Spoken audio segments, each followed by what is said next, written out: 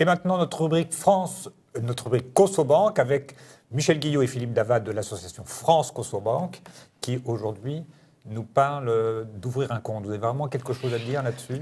Alors, je vous corrige un petit peu, Pierre. Corrigez-moi. Nous allons bien sûr nous poser la question de savoir comment ouvrir un compte, mais essentiellement pour les personnes dites fragiles. Ah voilà, pour les publics sensibles. Pour les publics sensibles, puisqu'il y a un peu plus d'un an, messieurs, je parle sous votre contrôle, a été votée une loi en faveur de ces publics pour l'accès à la banque. Puisqu'il faut supposer que jusqu'à présent, il aurait été interdit ou impossible d'accéder à des services bancaires. C'est bien cela. Exact. Alors, merci de nous recevoir encore aujourd'hui dans le cadre de TV Liberté. Alors, effectivement, il y a du neuf, et je dirais qu'on a réussi à faire du neuf avec du vieux, puisque avec la loi dont vous faisiez référence, la loi dite de régulation bancaire et de séparation des activités bancaires, donc une loi d'ailleurs qui n'a pas séparé grand-chose, mais... Pardon de vous interrompre. Séparer les banques d'affaires des banques de dépôt, c'est cela? Voilà, c'est ça.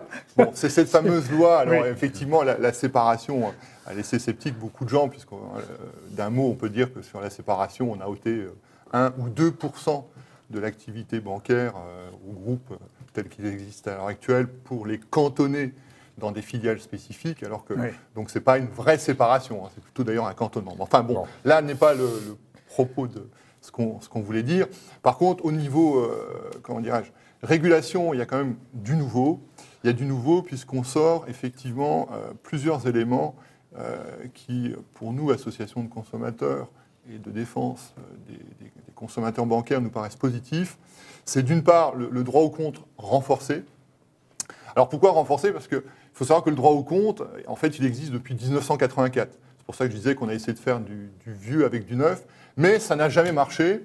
C'est, nous, un des domaines où on intervient très souvent. Pourquoi ça n'a jamais marché? Parce que les banques, en fait, n'ont jamais joué le jeu.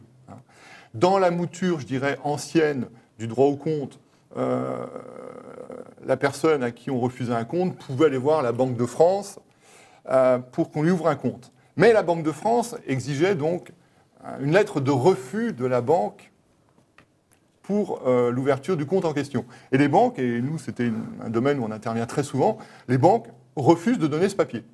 Donc c'était un peu un dialogue de fous et de sourds. Vous alliez à la Banque de France en disant... Ils refusent de refuser, quoi. Voilà, ils refusent de refuser. Les gens allaient voir la Banque de France en disant, voilà, la banque XY a refusé de m'ouvrir un compte. Donnez-moi le papier qui atteste qu'elle a refusé d'ouvrir ce compte. Ah ben non, ils ne veulent pas me le donner. Bon, donc du coup, les gens étaient obligés de passer par des associations de consommateurs comme la nôtre, qui étaient déjà au préalable obligés donc d'intervenir parfois avec force sur les banques en question. Je m'interroge quand même. Donc, ça relève du droit positif. C'est un droit qui a été voté par l'Assemblée. Nous sommes d'accord. Et par conséquent, il y a eu des procès, sans doute. Alors, bon, nous, on n'est pas des va-t-en-guerre. On essaye de régler d'une façon pragmatique les problèmes qui se posent à nos adhérents.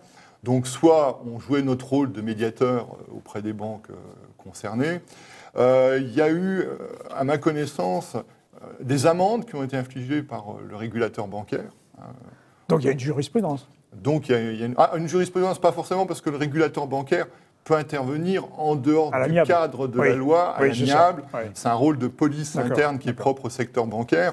À ma connaissance, il n'y a pas eu d'action judiciaire sur ce plan-là, puisque justement, on est sur des publics fragiles. Voilà. Alors, et l'enjeu ne justifie pas donc, de faire un procès. Et c'est pour ça, d'ailleurs, qu'il y a des associations de consommateurs qui, elles, peuvent intervenir. Donc, soit directement, alors nous, on intervient de deux façons, soit sur les banques en question, parce qu'on a en quelque sorte notre liste noire des banques qui sont abonnées à ce type de pratiques détestables, soit version positive, on intervient sur des banques avec lesquelles on a de très bonnes relations et on demande qu'ils fassent un certificat, enfin une attestation de non-ouverture de compte pour que la personne concernée, qui est souvent donc quelqu'un en grande difficulté financière par ailleurs, puisse produire ce document à la Banque de France et enfin avoir un compte bancaire, puisqu'on est dans le sujet du droit au compte. D'accord. Alors, là, je pense que c'est important de définir la fragilité de ces personnes. C'est-à-dire que nous savons qu'il existe un droit donc, à l'ouverture de compte, mais la fragilité est essentiellement financière, uniquement financière, c'est-à-dire pour des petits revenus, où cette fragilité est héritée, si je puis dire, Parce qu'il y a eu des incidents de paiement, etc. Alors, plusieurs choses. Alors, effectivement, ça a été une des grandes revendications des associations de consommateurs depuis 1984, c'est-à-dire donc 30 ans. Bon, en disant que la loi était bien sympathique, mais qu'elle définissait jamais d'une façon très claire ce que c'était qu'un public sensible. C'était un peu une notion un peu filandreuse, comme on l'a malheureusement dans d'autres domaines. Alors, chance, parce que quand les décrets d'application de la loi dont on parlait, quand les décrets sont sortis, à notre grande dame, on a vu qu'on n'avait toujours pas avancé sur le fait de savoir qu'est-ce que c'était qu'un public sensible. Et heureusement, donc là, le 13 novembre dernier, donc on est vraiment dans l'actualité la plus immédiate, il y a eu une charte une charte contre l'exclusion bancaire qui a été signée par la Fédération bancaire française. Et quand on réunit donc les textes, alors à la fois, je dirais, qui ressortent du domaine législatif et ceux qui ressortent du domaine professionnel, c'est pas tout à fait la même chose. Hein, c'est pas oui, bien sûr. niveau de contrainte. Bien entendu. On arrive enfin à une définition donc des personnes fragiles. Donc ça inclut, pour l'instant, parce qu'à mon avis, ça va peut-être s'élargir par la suite. Enfin, au jour d'aujourd'hui, ça inclut quand même pas mal de monde, puisque ça inclut donc les interdits Banque de France. D'accord. De plus de 3 mois. Bon, pourquoi plus de 3 mois? Personnellement, nous, on était... parce que là aussi, après, c'est source de contestation. Les gens ne savent pas toujours exactement à quelle date ils ont été fichés à la Banque de France. Ils sont, mais pas forcément à la date, oui. Enfin bref, c'est encore une fois, là aussi, un tout petit flou, mais enfin, c'est déjà un progrès. Parce qu'il faut savoir quand même que le nombre d'interdits bancaires en France, on est aux alentours du 1,5 million de personnes. 1,5 million de personnes, d'accord. Alors, 1,5 million de personnes auxquelles il faudrait rajouter, on va dire, les interdits de carte bancaire. Interdit bancaire, ce n'est pas la même chose qu'interdit de carte bancaire. C'est-à-dire que vous n'avez pas le droit d'utiliser une carte, mais vous avez encore le compte. Alors, il y a plusieurs choses.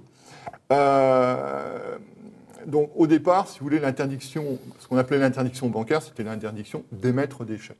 D'accord, oui. Ça, c'est un truc de base. On a rajouté ensuite, depuis plusieurs étages, on ne va pas tous les énumérer, mais il y a aussi, par exemple, il y a l'interdiction d'utiliser des cartes bancaires. Sachant que les deux populations, on va dire les interdits de chéquier, les interdits de cartes bancaires, évidemment, ce sont des populations qui se superposent, mais pas totalement. À savoir que vous pouvez avoir encore l'usage de votre chéquier, parce que si vous utilisez jamais votre chéquier, vous ne serez jamais interdit bancaire. Oui, ça... D'accord. Je prends exprès un cas un petit peu extrême.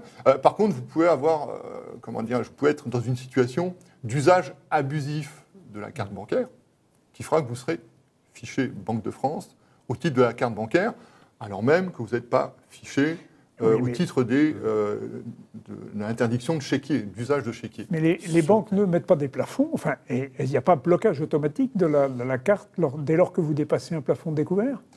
Oui, mais oui, si, il y a un plafond, mais là aussi, il faut voir quand même deux situations. Alors, pour certains publics dits fragiles, il y a ce qu'on appelle les cartes à autorisation systématique. Alors là, effectivement, en théorie, vous ne pouvez pas faire d'usage abusif. Oui. D'accord. On ne peut pas faire chauffer la carte bleue. Voilà. Mais si vous voulez, dans les autres cas de figure, les cartes avec débit différé, c'est un crédit qui est attaché à la carte. En effet. Le banquier postule que vous allez rembourser au bout du terme mensuel. Si vous ne remboursez pas, on est dans l'usage abusif. D'accord. Donc c'est ce cas-là qui est visé quand on parle d'interdiction d'usage de carte et d'usage abusif de carte bancaire. Donc on soit bien. Il faut éponger toutes les dettes passées, quoi. Voilà. Alors bon, pour revenir donc à notre fameuse charte contre l'exclusion bancaire et les publics qui sont protégés, donc il y a les surendettés, les interdits bancaires. Donc déjà les interdits bancaires, donc je disais c'est à peu près 1,5 million de personnes. Les interdits de carte, 400 000. Et les surendettés, on est aussi sur une population quand même assez importante puisqu'on dépasse, si ma mémoire est bonne, on dépasse encore là aussi le million de personnes. Et là aussi, les trois populations, interdits de chéquier, interdits de carte et surendettés, ce n'est pas forcément les mêmes. Vous pouvez très bien être surendetté et avoir conservé l'usage de votre chéquier et de votre carte. Ah oui, mais il n'y a qu'un million, dites-vous, un seul million de surendettés. Il faudrait vérifier. Bon, là-dessus, on vérifiera le chiffre, on donnera le bon. Il me semble que ça doit être. en bonne logique, ça doit être supérieur.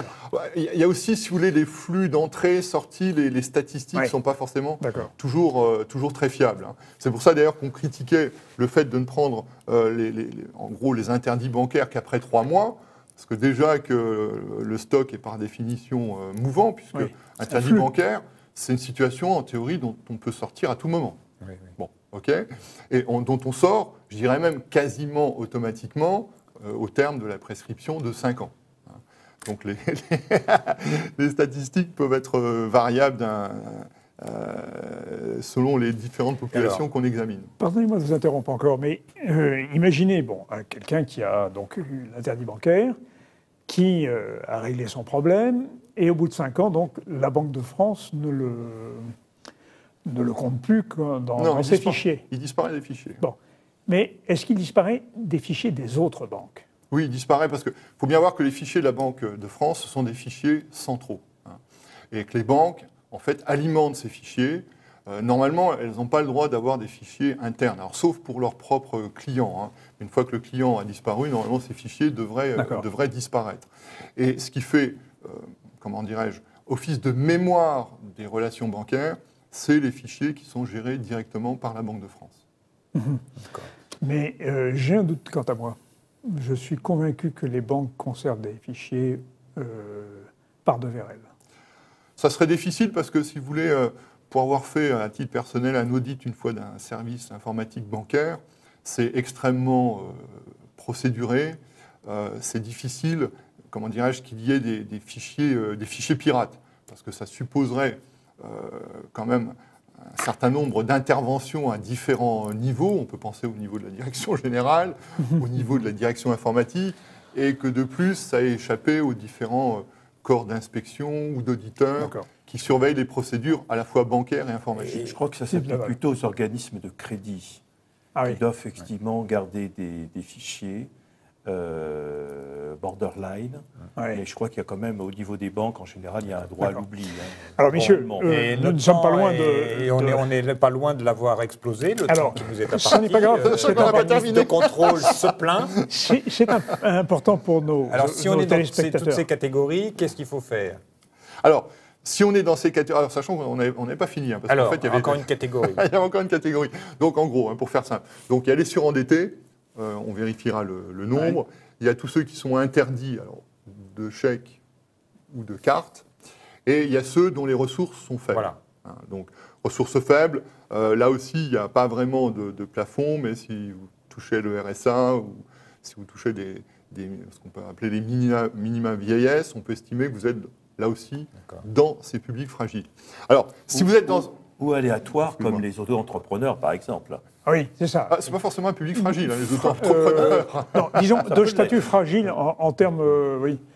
Mais ceux qui n'ont pas beaucoup d'argent, quoi. Oui, mais enfin, l'auto-entrepreneur, il y a un plafonnement des revenus. Donc, en effet, ça peut être considéré comme... Oui, mais il peut y avoir d'autres revenus par ailleurs. Oui, donc c'est vrai. C'est un peu délicat. D'ailleurs, ça sera un peu la difficulté des banques, et c'est là, nous, on va être très vigilants en tant qu'association de consommateurs, c'est que les banques vont avoir un devoir d'identification de ces populations fragiles, enfin dites fragiles. Comment elles vont procéder? En théorie, c'est faisable, mais quand on connaît l'inertie des appareils bancaires et puis de leurs moyens de gestion informatique, on a peur un petit peu de retomber un peu dans ce qu'on a connu jusqu'ici, ce que je disais tout à l'heure. Droit au compte, ça existe depuis 1984, et en gros, ce qu'on peut dire, c'est que de 1984 à 2014, ça a très mal marché, voire pas marché du tout. Alors, est-ce que là, une nouvelle fois, on n'est pas dans un système qui paraît assez séduisant sur le papier, assez objectif en termes de définition des critères, assez large concernant les populations dites fragiles, mais qui pourrait être inapplicable parce que, sauf si les personnes se font connaître en tant que telles, mais nous, l'expérience qu'on a, c'est qu'on peut dire que c'est rarement le cas. Hein, et puis en plus de ça, la loi, elle ne met pas l'obligation du côté du client, elle la met clairement du côté de la banque. Alors est-ce que la banque pourra identifier ces publics? Point d'interrogation. Là aussi, on vous donnera par la suite les résultats qu'on aura, nous, pu percevoir au niveau de notre association. Je crois qu'il sera important que nous reparlions de cette affaire. Nous en reparlerons dans une très prochaine émission. Merci, messieurs. Merci. Il faudrait que vous rappeliez à nos téléspectateurs l'adresse et l'adresse mail de votre association. Alors France Conso Banque, donc, on peut retrouver France Conso Banque sur Internet directement, donc www.franceconsobanque.fr. Et également donc, notre siège 20 rue Rodier à Paris dans le 9e. Et par mail, c'est très simple, contact@franceconsobanque.fr. Merci. Très bien. Merci et à bientôt.